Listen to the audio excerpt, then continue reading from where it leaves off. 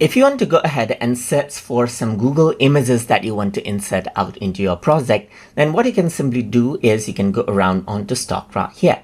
And then if you were to scroll down, you can see that Google Images is an option. So now once you go ahead and do this, what happens is that you can search for something like, let's say, I'm going to say something like cola, and then it'll simply go ahead and bring in some Google Images that are royalty free to use. Let me just go ahead and say coffee, let's say, for example, right here. Then you got Google Images right here, royalty free images that you can bring in right from Google Search right here, just like this, that you can use in your project.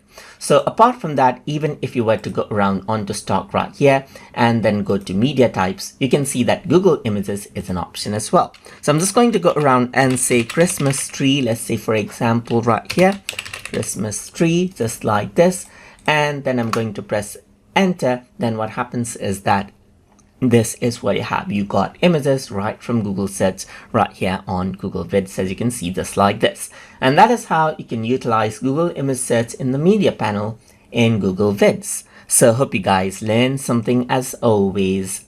And as always, please like, comment, share, and subscribe.